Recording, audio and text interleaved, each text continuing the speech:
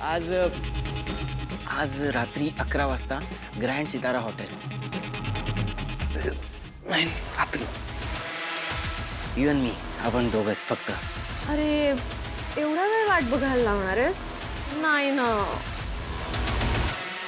ओ अच्छा, लवकर मग लंचला भेटूया. ग्रेट, भेटूयात मग लंचला.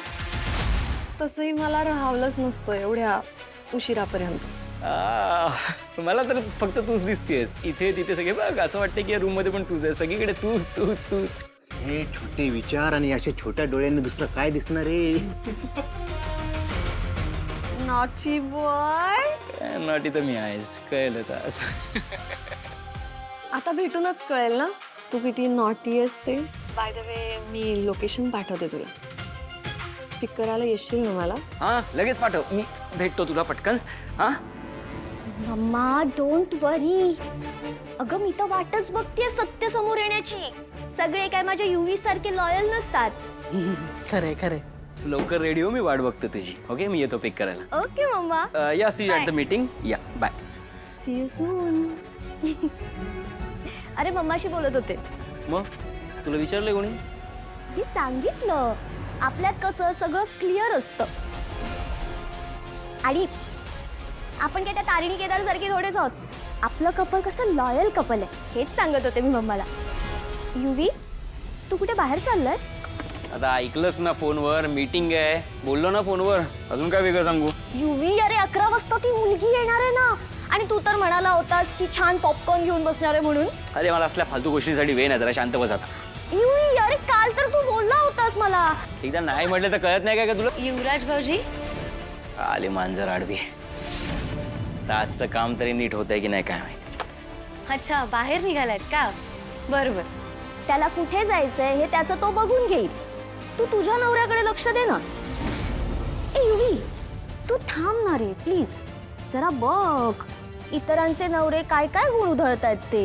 एकदा सांगितलं मला वेळ नाही तर कळत नाही का? डोक्यात शिरत नाही का एखादी गोष्ट? युवी अरे ऐक ना तू थांब ना. अगं जाऊ देत ना त्यांना निशी. असं नको व्हायला की ती मुलगी आल्यानंतर केदार राहायचा बाजूला आणि युवराज भाऊजीच तिच्या प्रेमात पडतील. ए ए अजिबात नाही. माझा युवी असं कधीही काहीही करणार नाही. कारण युवी फक्त माझा आहे. हा ठीक हो ना? हो हो.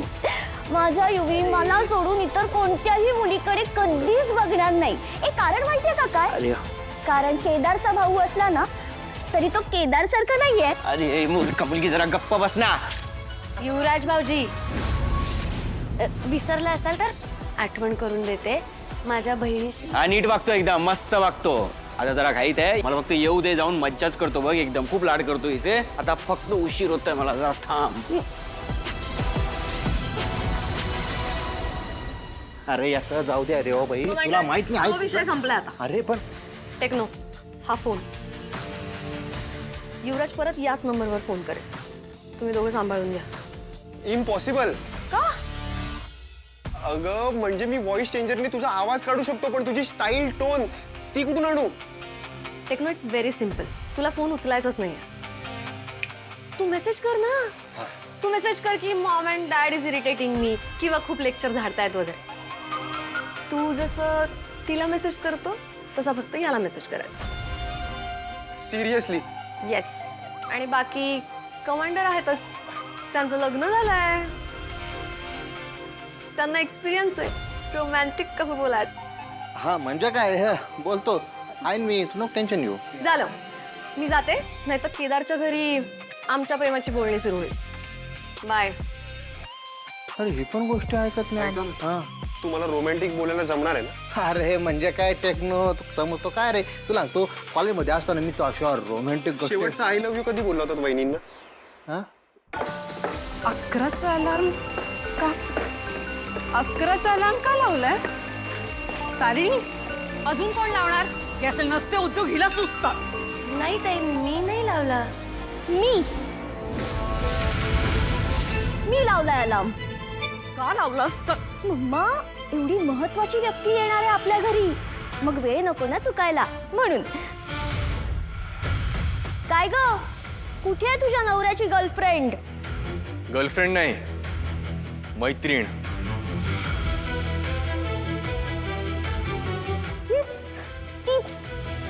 तुझी फ्रेंड कुठे आहे ती? नाही 11 वाजले, येणार होती ना, अजून आली का नाही? येणार आहे ना की घाबरली आणि कॅन्सल केलं? घाबरणार तुला येते ती.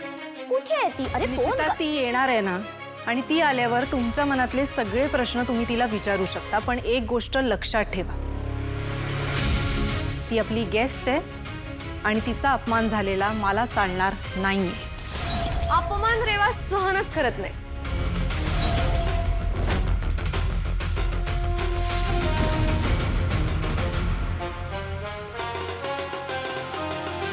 देवा, तारिणी, रेवा ये. हाय केदार. रेवा.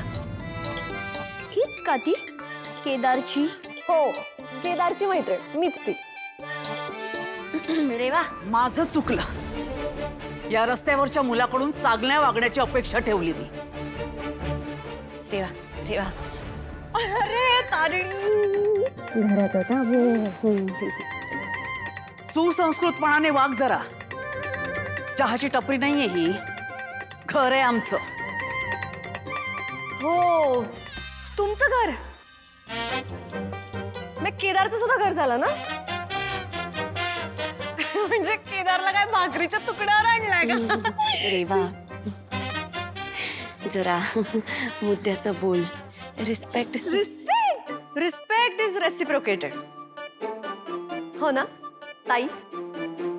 या केदारकडनं खूप ऐकलंय मी तुमच्याबद्दल. एवढं कौतुक करत असतो तो तुमचं. And I am big fan of yours. By the way, I am Reva. Kaushiki Khandekar. Yes, of course I know you. I still remember that.